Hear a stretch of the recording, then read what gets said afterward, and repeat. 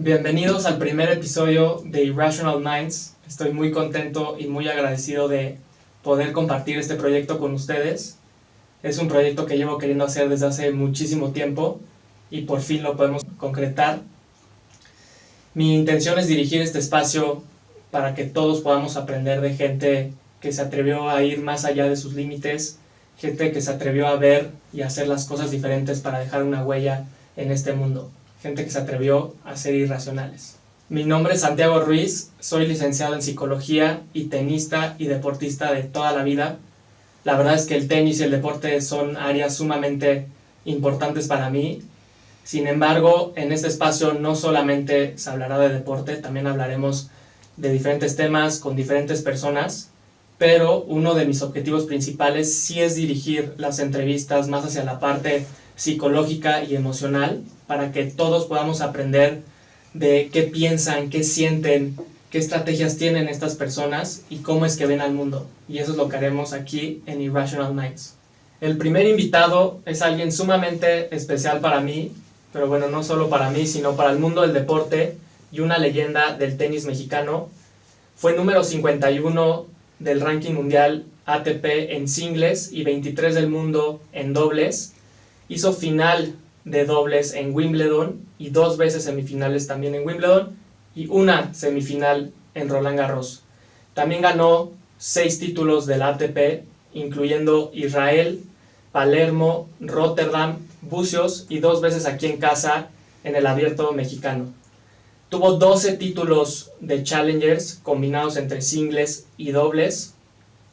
También tuvo victorias frente a números 1 del mundo, incluyendo a Stefan Edberg, Pat Cash, Jim Courier y Michael Stich, entre otros. En el ranking mundial juvenil fue número 2 del mundo, en donde ganó Wimbledon, lo cual es una locura. Lo ganó en singles y ganó US Open en dobles.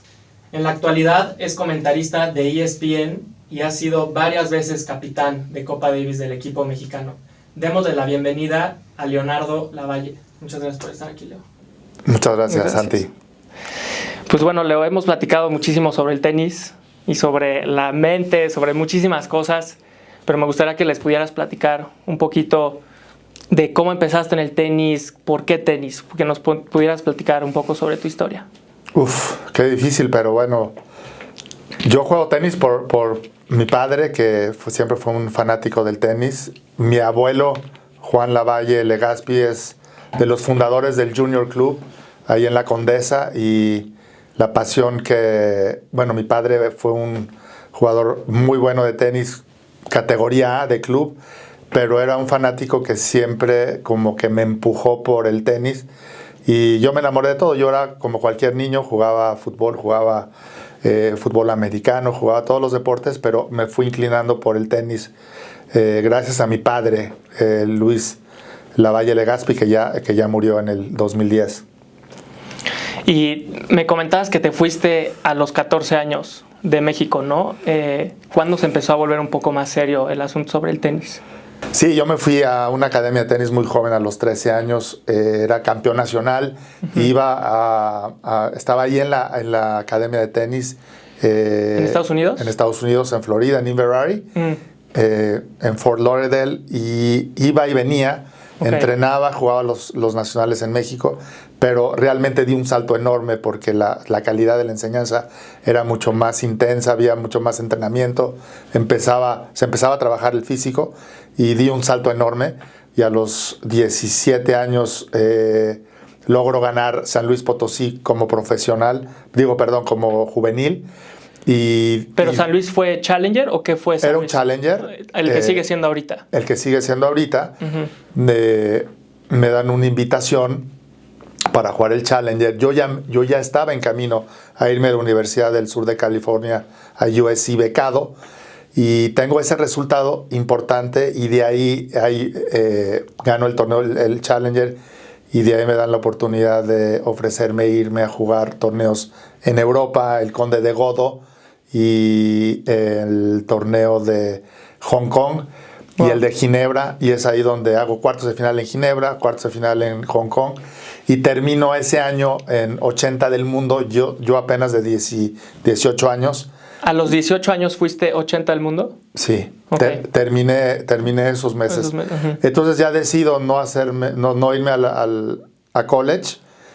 Firmo ya los contratos importantes de patrocinios que me apoyaban o que me avalaban para poder seguir siendo profesional. Entonces creo que eso fue un salto importante porque mi transición de juvenil a profesional fue muy rápida y curiosamente pues tenía ese nivel, ¿no?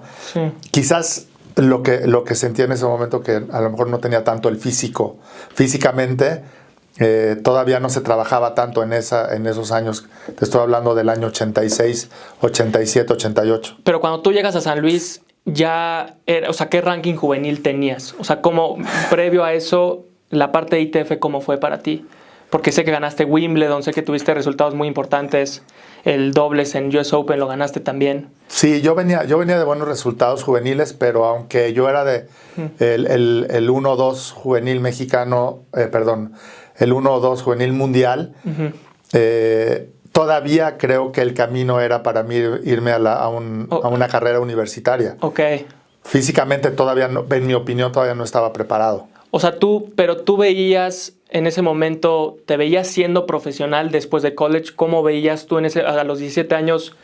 O sea, yo sé que querías irte a la universidad, lo cual últimamente se está haciendo mucho. En ese entonces no sé si era tan común. Sí, era muy común. Era también común. Era como el camino más importante. ¿Pero te veías siendo profesional? Sí, yo siempre, era como un sueño, ¿no? El ser profesional era como una locura, Sí. O sea, te visualizabas siendo profesional, porque en ese entonces todavía veíamos en la televisión los torneos importantes de los Grand Slams, las Copas Davis, se televisaba por... ¿Y veías a algunos mexicanos en la tele? Sí, veías a Raúl Ramírez. Yo empezaba a ver a Jorge Lozano, que hacía pareja con Raúl Ramírez en la Copa Davis, y eso era un aliciente increíble en esos años para los jóvenes que querían aspirar a seguir mejorando en el tenis. Sí, justo por eso también te lo pregunto, porque siento que hoy en día sobre todo en México, es difícil para nosotros visualizarnos ser profesionales porque no vemos a nadie en el tour dentro de los mejores 100. No vemos a nadie en la tele, no vemos gente de nuestro país ahí. Entonces, como que el ser profesional no está 100% metido en nuestra mente cuando somos juveniles. Entonces, siento que por eso te hacía la pregunta de si tú siempre te visualizaste siendo profesional. Yo sé que los resultados de juveniles también te van dando mucha confianza de sí lo puedo lograr, sí puedo competir en el mejor nivel, y por eso te lo pregunto. Yo creo que eso se perdió, esa escalera que a mí y a los que venían atrás de mí nos impulsaba Jorge Lozano, nos impulsaba Raúl Ramírez, lo veíamos en la tele, y eso nos hacía querer ser ellos. En las Copas Davis en México nosotros éramos los atajadores en el Club Chapultepec. Tengo fotos increíbles con el capitán Yves Lemaitre, que después fue nuestro capitán, que estaba Raúl Ramírez ahí, que yo le estoy dando la toalla a Raúl. Era algo increíble. Yo creo que ese escalafón de inspiración que a nosotros tuvimos se ha perdido un poco, ¿no? Creo que hubo mucho tiempo de cuando yo jugaba, o que cuando jugaba Pancho Maciel, la nueva generación como que se tardó un poco. Esa generación de Alejandro Hernández, esa generación de Luis Enrique Herrera, todavía yo creo que Luis Enrique Herrera aprendió mucho de nosotros, y como que también llegó a esa academia que yo me había ido a Florida con Gary Kessel. Oliver Fernández también lo hizo. O sea, había varios jugadores en la academia. Sí, había una cadenita siguiendo el camino que yo seguí de Raúl Ramírez, y que Luis Enrique y a lo mejor Oliver y ellos siguieron esa cadenita hacia nosotros, y eso se perdió después de esa generación. Te estoy hablando de los años 90, 2000. No, claro, y supongo que para ti fue muy importante el ambiente en donde te rodeaste, ¿no? Con ellos, el ambiente de profesionalismo. Sí. Por supuesto que fue inspirador, ¿no? Era un ambiente muy competitivo, de mucha alegría, de mucho amor por el deporte. Creo que eso es muy importante ahora, que yo lo trato de transmitir, decir, bueno, tiene que haber mucha pasión y mucha entrega para poder aspirar o poder querer dedicarle la vida al tenis. No es algo fácil. No, y también dijiste algo muy importante empezando cuando dijiste lo de San Luis. Siento que muchas metas, una de las metas principales de los tenistas es ser top 100, ¿no? Y el camino es muy largo, es muy tedioso, tienes que pasar por futuros, tienes que pasar por challengers, en donde son torneos de muy alto nivel, muy competidos, y pues la mayoría de los jugadores pasa años en ese nivel y muchos se quedan como en el limbo, ¿no? En esos 500, 600 del mundo. Pero bueno, tu camino, por lo que entiendo, fue como un poco más rápido. Te metiste a los 80 del mundo. Ahorita quiero que me platiques un poco más de eso, de qué tan rápido fue. Yo creo que eran otras épocas. En nuestra época todos se iban a Europa, por ejemplo, a jugar interclubes, que eso te daba la oportunidad de ganar dinero en Alemania para poder mantenerte económicamente jugando los torneos profesionales. Y había una gran camada de profesionales mexicanos. Te hablo Enrique Aro, Alfonso González, estaba por ahí o sea, había muchos jugadores ya te podría decir, de 25 a 30 años. Estaba por ahí Iker Ortiz, había muchos jugadores que se daban esa oportunidad de irse a Europa a jugar. Que hoy en día también se da. Y de tratar de ser profesionales. Hoy en día también se da, pero creo que se pierde un punto muy importante, ¿no? Más adelante vamos a platicar de todo el tema de la mentalidad y eso. Sí. Pero una cosa es querer ser y una cosa es poder tener los resultados. Exacto. Si tú no tienes el nivel, por más que trabajes la mente o por más que...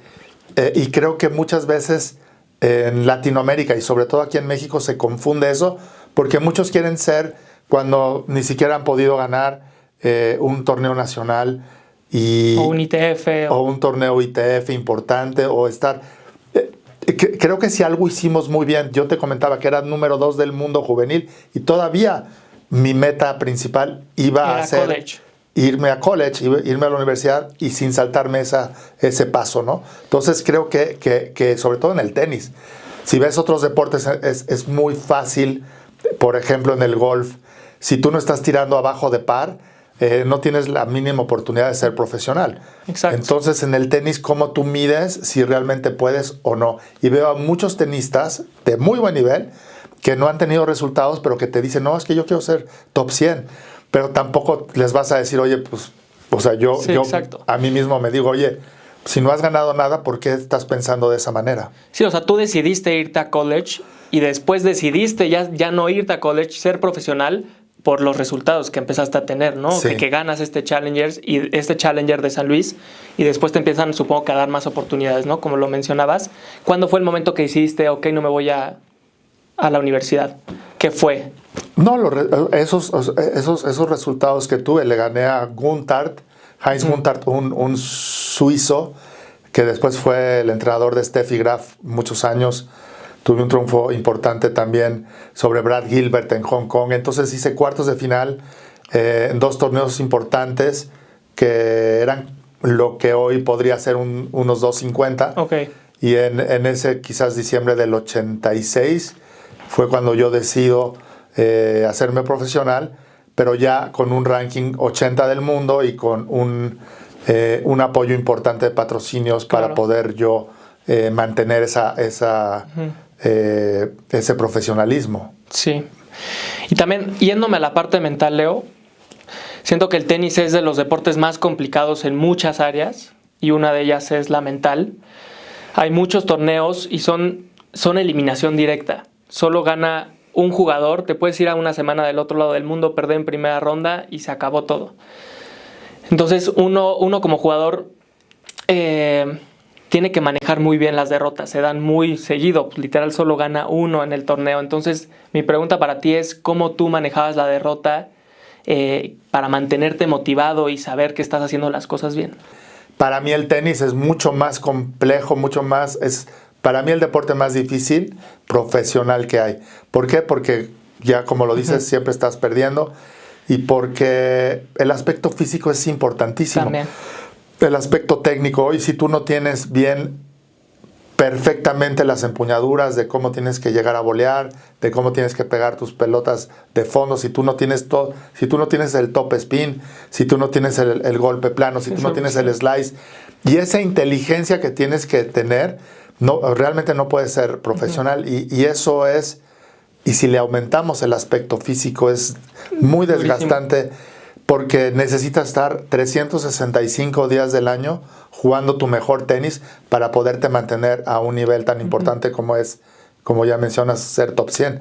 Entonces, y si le añades el tema principal, lo que tú dices de la pregunta de las derrotas, es durísimo, ¿no? Porque si tú juegas 30 torneos, si tú estás viendo a los jugadores del ATP actuales o las jugadoras de la WTA, están jugando 30 torneos anuales y tan solo si ganan 1 o 2 torneos, tuvieron un fantástico año. Exacto. Y la mayoría de veces están pierde y pierde. Es durísimo. Me acuerdo que también tú me comentabas que a veces perdías y buscabas cómo entrenar, buscabas a gente muy buena para entrenar e irte a la siguiente semana. ¿Eso fue importante para ti? Yo creo que eso yo lo veía que hacían los buenos. Cuando yo perdía en algún torneo, a lo mejor me tomaba un día libre y decía, me voy a tranquilizar, voy a analizar lo que yo necesito, pero poder utilizar esa oportunidad de estar en esos torneos con los mejores del mundo y tratar de calentar a los mejores sembrados o tratar de buscar el mejor set que pudieses jugar, un partidito allá.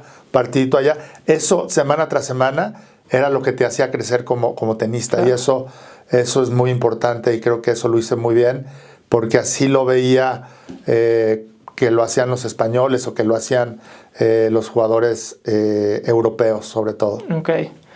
Y también una cosa es ser top 100 y otra cosa es mantenerte top 100. Tú te mantuviste dentro de los mejores 100 del mundo 5 años. ¿Qué era lo que tenías que hacer a nivel resultados? Más o menos qué tenías que ganar, porque justo hablamos de las derrotas, ¿no? Que muchas semanas no se dan, pero de repente se da una buena semana o 2 buenas semanas y eso te da para mantenerte en buenas posiciones del ranking mundial. Entonces, más o menos, ¿qué tenías que hacer tú? Porque tú te mantuviste 5 años. Y siempre buscando los puntos. Creo que lo que me hacía tener esa mentalidad era que yo era muy competitivo y que siempre quería ganar. Creo que eso era mi motor, lo que me mantenía jugando tantos torneos, tantas semanas. Y una cosa importante, que no tuve tantas lesiones. Tuve una lesión muy dura de la rodilla en el 91, que estuve casi fuera año y medio. Pero fuera de eso, siento que tuve una carrera bastante buena físicamente. Y tuve afortunadamente un físico que me ayudó a tener una carrera larga, ¿no? Porque si tú ves ahora las carreras de los tenistas es cada vez más corta. Y qué raro, ¿no? Por las lesiones. Pero qué raro también porque hoy en día siento que ya tienen preparador físico, gente que los ayuda en la parte de fisioterapia, más sus entrenadores, o sea, como que tienen la parte física es muy bien abordada en muchos entrenamientos. Y pues qué raro que se lesionen más que antes, porque creo que antes no había tantas cosas, ¿no? O sea, de hacer de físico. El nivel de intensidad, el nivel de calidad física y de desgaste físico es mucho mayor ahora. Entonces, claro. Por eso hoy en día, si tú ves un partido del ATP, dicen que no puede ser, cómo pueden haber corrido lo que corrieron y de la manera que corrieron y de la velocidad de la pelota. Creo que es algo que hoy en día, si hay algo que puedes disfrutar, es cuando vas a Wimbledon o vas a Roland Garros y ves la calidad y la velocidad de lo que se está jugando ahora. Es algo increíble, es por eso que sí ha aumentado, ¿no? el nivel de poder tener esa ayuda de doctores, fisios que te ayuden, pero sin duda la calidad y la intensidad también se ha elevado mucho y es por eso que por ahí es la cantidad de lesiones. No, y el que calendario es ahora. brutal, ¿no? Y el calendario también, aunque han tratado de ajustarlo y de darle más espacio para que puedan recuperarse, sobre todo al final del año, el calendario es brutal. Y es por eso que ahora vemos muchos Masters 1000 que sufren, porque si vemos la semana pasada en Barcelona, la lesión de Alcaraz, no va a poder jugar Madrid, un Masters 1000.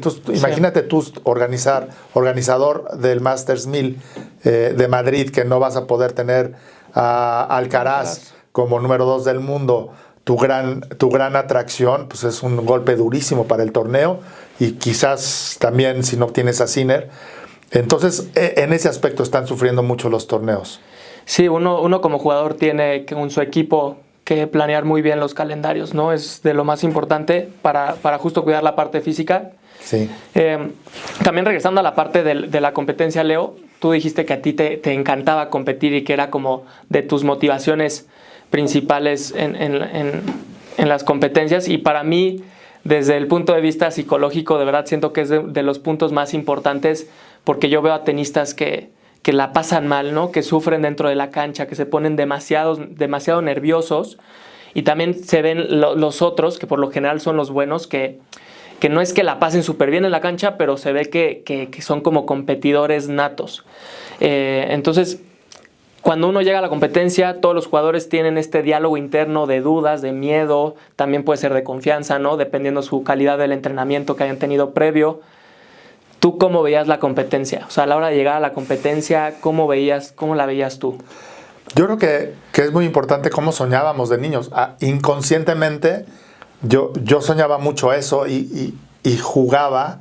En ese entonces yo hacía los draws cuando era un Wimbledon o era un Roland Garros, y haz de cuenta, los 2 primeros sembrados eran Lendl, Sampras, Courier, y por ahí yo ponía el nombre de Lavalle y decía, Lavalle está avanzando, y como que soñaba, y eso hoy en día creo que ahora lo llaman, ¿no? Hay que visualizar, hay que imaginarte las cosas, pero en esas épocas yo soñaba, y ahora lo puedo relacionar con esa manera de visualizar o de imaginarte esas cosas, y inconscientemente sucedían. Inconscientemente sí ganaba partidos en torneos de Grand Slam, o inconscientemente sí avanzaba y podía ganar títulos importantes en los torneos de la ATP Tour. Sí, porque te ilusionaba y como que no dudabas, ¿no? A lo mejor y confiabas en tus habilidades, confiabas en tu entrenamiento, supongo, ¿no? Por lo que mencionas. Era duro, porque era como... Hoy en día se habla mucho más el tema de la salud mental. En esa época, pues, sí. si solo podíamos viajar a lo mejor con tu entrenador, de repente iba algún familiar, pero realmente estaba solo todo el año. Era momentos de muchísima soledad. Y esa soledad, o ese tiempo que tenías para pensar, o te solucionabas tú mismo en una manera positiva, o te podías ir a la fregada 3, 4 semanas. Entonces, eran muchas subidas y bajadas, y era una lucha interna enorme.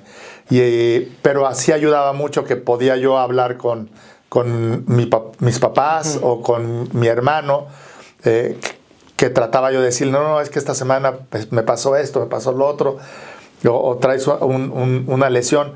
Lo más frustrante para un tenista no poder mantener ese nivel competitivo para poder, como dices, mantenerte en los primeros 100 del mundo. Y eso es durísimo, porque estás todo el tiempo con una presión enorme, y sobre todo una presión enorme económica para poder mantenerte con dinero suficiente para poder estar activo temporada tras temporada. Siento que el tenis es de los deportes más solitarios, y pues uno definitivamente tiene que tener un buen equipo apoyando, buenos papás, buen equipo de entrenadores, para tener un sostén cuando las cosas no están yendo bien y poderte mantener. Algo que me gustaría, y es una pregunta muy famosa en el ámbito del tenis, es, Leo, ¿tú qué crees que sea la diferencia? Tú fuiste 50 del mundo en singles.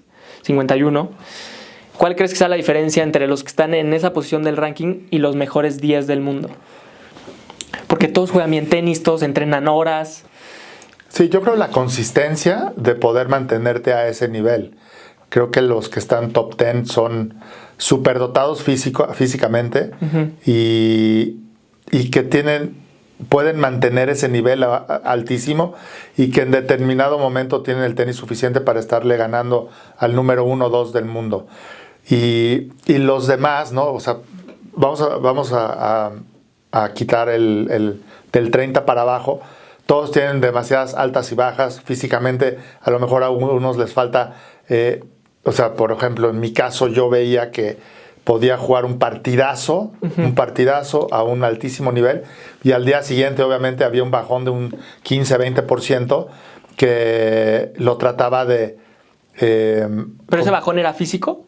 Ese bajó en todo, ¿no? En la fuerza, en el físico y un poquito tenístico, ¿no? Que a lo mejor la calidad de mis golpes no eran las mismas y trataba de compensarlo con mucho más garra, con mucha más agresividad. Porque al final, si tú vas a ganar un torneo, necesitas ganar, digamos, en un Grand Slam 7 partidos, ¿no? Siempre vas a tener 1 o 2 partidos que tengas que ganar jugando no con tu mejor tenis, ¿no? Entonces, ese es el truco en el tenis, el poder tú tener 2 o 3 ¿cómo se llama? Gears para poder resolver y tratar de ganar cuando las cosas no van tan bien. Eso para mí es la gran diferencia. La consistencia y el físico de los top 10. Y ahorita tenemos un dato impresionante, ¿no? De que aquí vemos a Sinner y Alcaraz que le duplican ambos, ¿no? En puntos y en resultados el nivel al tercer jugador del mundo. O sea, están 2 veces por encima de los demás. Es algo increíble que antes no se veía. O sea, es algo impresionante. Sí, justo la consistencia, el poderte mantener a un buen nivel y ganando en todas las semanas para poder estar en esos rankings. Siento que es muy, muy complicado, ¿no? Como lo mencionas. Ahorita, pues, Alcaraz y Sinner son una locura. En su momento, pues, también a mí me tocó, obviamente, Federer, Djokovic, Nadal. Y que lo ves, ¿no? También, por ejemplo, con Rublev, con otros jugadores que también están ahí, con Taylor Fritz, que no están dentro de los mejores 3 del mundo, pero siguen, o sea, se han mantenido en el top 10 porque pues llegan a cuartos, llegan a semis. O sea, no son jugadores que pierden en primeras y segundas rondas. Eso pasa muy, muy de vez en cuando. Entonces, siento que sí, la verdad, mis respetos para los que hacen eso. Ahorita, dime. Otro aspecto importante que yo veo, y sobre todo que me llama mucho la atención, es que los jugadores como Nadal, los jugadores como Djokovic, jugadores como Sinner, como Alcaraz, ellos toman mucha responsabilidad de lo que sucede. Al final, ellos son los que están alimentándose ellos mismos de esa energía, de esa fuerza para poder ellos avanzar. No, muchas veces veo que hay jugadores que como que no que le echen la culpa, muy fácil, ¿no?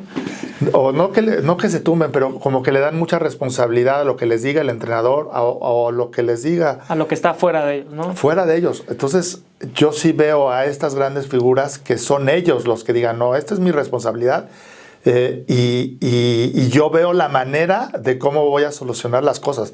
A mí eso me llama muchísimo la atención, sí, de ver ahora de lo que están haciendo estas grandes figuras como Rafa Nadal, como Djokovic, como Sinner o como Alcaraz. Sí, y la verdad es que yo también siempre lo he pensado, ¿no? También me interesa mucho eso porque siento que habla mucho de la parte mental y de la personalidad de los jugadores, ¿no? Siento que sí entra muchísimo en permanecer en los mejores lugares del mundo. El tener esa responsabilidad sobre el juego. Yo también escuchaba una plática con Djokovic que él decía que él no es que no sintiera emociones negativas ni pensamientos negativos, él siente tormentas internas, sin embargo él sabe salir rápido de ahí, ¿no? Porque sabemos que en el tenis cuando te quedas mucho tiempo en emociones que no que no te hacen mucho bien, se te va en juego, se te va el set o el partido, ¿no? Entonces estos jugadores no es que no sientan esas emociones, sino salen rápido de ellas, y eso en el tenis regresamos a los pequeños detalles, ¿no? Son los que hacen pues que te mantengas y ganando, y ganes los partidos importantes. Sí, creo que es algo que todo el mundo te dice, no, es que tienes que aprender a hacer el reset. Pero cuando estás en ese momento, sí, es muy difícil de hacerlo, y es muy difícil de poder olvidar, sobre todo emocionalmente, ¿no? Porque si tú estás enojado y acabas de fallar una pelota, un globito que estabas a medio metro de la red y fallas la pelota, tienes 30 segundos para jugar el siguiente punto y no es suficiente para tú olvidar ese error o ese mal enojo. Sí, por eso hay que trabajar mucho la atención, en qué estás poniendo tu atención. Siento que ahorita lo decías antes, ¿no? La visualización y como ejercicios que ya hay hoy en día son ejercicios que te ayudan a poder, a pesar de la intensidad que estás sintiendo de la emoción, porque justo no es nada fácil, una cosa es decirlo y otra cosa es hacerlo. Hay ejercicios que te ayudan cuando estés en ese momento puedas salir un poquito más rápido, ¿no? Quiero hablar un poco de lo que está pasando hoy en día en el tenis mexicano. La verdad es que siento que las cosas han ido mejorando. A mí me ilusiona mucho empezar a ver victorias en los Challengers últimamente, de Rodrigo Pacheco, del Pachón, ¿no? Alejandro Hernández, también de Haye, ¿no? Que también empezó a ganar rondas en calificación. Antes no se veía, no estaban avanzando ni siquiera rondas, ¿no? Hasta pasar la quali era como un gran logro. Sin embargo, la gente está criticando mucho, ¿no? Está criticando mucho de que todavía no hay una victoria, todavía no hay alguien en el top 100. Pero siento que los tenistas están empezando a generarse oportunidades, que la verdad es de las cosas que yo creo que es más importante para ser profesional, que empiece a haber estas cercanías hacia ser campeón, ahorita hablando de Challenger, ¿no? De cuartos, semis, eso tarde que temprano te va llevando a un buen lugar. Sí, claro. Y siento que la gente que está opinando no necesariamente es gente que sabe. Me gustaría hablarlo contigo, que tú eres profesional, tienes una visión del tenis muy profunda y me gustaría saber qué opinas de esto. No, yo creo que la gente se desespera, ¿no? Porque ya quisiera ver a Rodrigo, ¿no? Ganando títulos de Challengers, pero ha ido avanzando y lo más importante es entender que se sigue creando esas oportunidades y que tarde o temprano él va a aprender cómo solucionar esos momentos tan importantes, que es ahí donde se está cayendo. Eventualmente su consistencia va a mejorar y apenas tiene 20 años. Entonces, exacto, yo creo que la gente tiene que verlo de una manera un poquito más positiva y que va paso a paso. A lo mejor no como quisieras ver si lo comparas con Fonseca o que si lo comparas con Jodar. Pero en general, a mí lo que me preocupa del tenis mexicano es que no tengamos una estructura de detección de talentos, porque lo que necesitamos es una mayor cantidad de jugadores en México y que no se está haciendo nada al respecto. Tenemos muchísimos torneos, la verdad es tremendas oportunidades para los tenistas mexicanos que las aprovechan, bueno, pues que vemos cada vez que mejoran, pero sí veo un tremendo vacío en lo que es la producción de tenistas mexicanos y que tendríamos que se tendría que analizar. No hay una simple razón.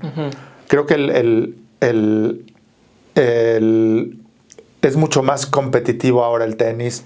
Se requieren de mucho más equipo de trabajo, necesitas mucho más dinero, necesitas también entender el tema de nutrición, necesitas también entender en dónde vas a entrenar, necesitas tener también esa camada de jugadores que te van a ayudar a subir de nivel. O sea, un tenista, si no está entrenando con un jugador del mismo nivel o un poquito más arriba, y eso es muy difícil de tener en México, ¿no? Sí. Porque si tú toda la vida estás entrenando con jugadores en México, pues no tienes esa oportunidad de estar entrenando. Por eso te mencionaba que muchas veces nosotros en el pasado es algo que nos funcionaba, que estabas en los torneos, pero ya habíamos logrado entrar a ese nivel. Y entonces cuando acabábamos un torneo, nos quedábamos en la misma semana entrenando con esos mismos jugadores, que era lo que te hacía elevar un poquito el nivel de tenis. Entonces son muchas cosas que se tienen que hacer, pero sí veo un vacío enorme, la cantidad de tenistas, sobre todo juveniles, que no tenemos, y que creo que ahí se tiene que involucrar la Federación de Tenis, y un vacío también enorme de que no tenemos tantos entrenadores como, como los tienen los argentinos o como los tienen en Europa. Y eso ojalá pueda mejorar. Sí, definitivamente es un área de oportunidad, ¿no? Como generar este organismo de tenistas profesionales, ¿no? Que tengan todo lo que se requiere para poder llegar, y lo que dices del ambiente en el que te rodeas, la verdad es que sí siento que es un punto muy importante, ¿no? Alguien que te jale para arriba, alguien que te motive a mejorar, que te motive en los entrenamientos de, yo le quiero ganar, a este que me gana le quiero ganar, ¿no? O sea, que estés en constante motivación de la mejora, ¿no? Y pues bueno, pues espero que ahorita los chavitos se estén motivando con Rodrigo Pacheco, que lo ven en los Challengers, que están viendo que está ganando, que también fue número 1 del mundo juvenil. Entonces que vean que se puede, ¿no? Pero definitivamente es un área de oportunidad, esto que dices de empezar a generar centros más profesionales, ¿no? Últimas preguntas, Leo. Algo que me importa mucho es, ¿tú disfrutabas del tenis o lo veías como un trabajo? Había sus momentos, ¿no? Cuando yo era niño, a los 18 años, wow, decía, ¿cómo? Ya no voy a estudiar y me voy a dedicar al tenis. Bienvenido. Era como un sueño hecho realidad, porque siempre lo soñé y se me presentó la oportunidad. Pero después de 2 o 3 años que ves que muchas veces tienes que tienes lesiones, o que no estás mejorando, o que no estás sucediendo los resultados que tú esperas, pues se vuelve muy tedioso y se vuelve retador. Y muchas veces lo veíamos como trabajo, porque si tú estás 365 días del año dedicado a una cosa, bueno, debe de haber muchos momentos que no estás en tu mejor momento, o que estás prefiriendo hacer otra cosa. Y eso es de lo difícil del tenis. Yo creo que es un deporte que la gente no se da cuenta, pero no paras. No paras. Eres profesional el primer año, son 365 días totales dedicados al tenis, y después ya empezó el siguiente año, y ya empezó el siguiente año, y volteas a ver para atrás y ya llevas 6, 7 años con ese ritmo, pero ni cuenta te das. Yo me acuerdo que cuando yo me retiro a los 31 años, fíjate, y me retiro muy joven, a los 6 meses yo seguía agotado físicamente, porque traía una carga que desde los 13 años a los 30 años que duró mi carrera, que fueron más de 16 años, estuve dedicado casi de lleno todos esos años. Entonces, pues son muchos años, y es una carrera muy, muy difícil, porque físicamente te desgasta enormemente. Y mentalmente también es fatigante, ¿no? Pues es durísimo, porque es en todo lo que piensas, y estás pensando, como dices, en los puntos, estás pensando en dinero también. En el dinero, en cómo mejorar, pero va de la mano.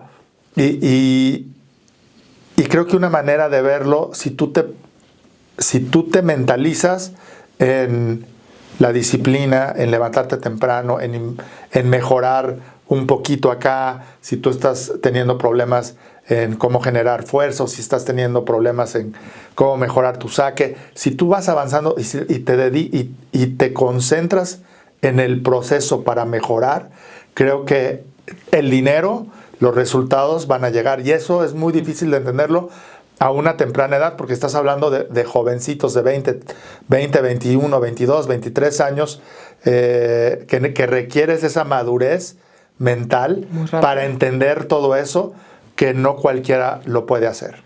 Sí, como enfocarte más en el proceso, ¿no? Que en los resultados, ¿no? En mejorar, en los entrenamientos. Es que siempre así sucede, y es difícil entenderlo, porque todo el mundo está enfocado. No, es que yo quiero esto, yo quiero ganar esto. No, no es así. O sea, tú tienes que mejorar día a día, y lo demás va a ser el resultado. Es como los financieros o la gente, hombres de negocio, que te dicen, no, es exactamente lo mismo. Te tienes que enfocar en el día a día, te tienes que enfocar en cómo estructurar tu negocio, en cómo mejorarlo, y eventualmente el resultado va a ser ganar dinero, pero no es primero lo otro. Sí, o sea, como confiar en el proceso, ¿no? Porque siento que últimamente queremos todo rápido y no se puede, ¿no? Así no funcionan las cosas, y siento que es de las enormes lecciones que te enseña el deporte, ¿no? De confiar en el proceso.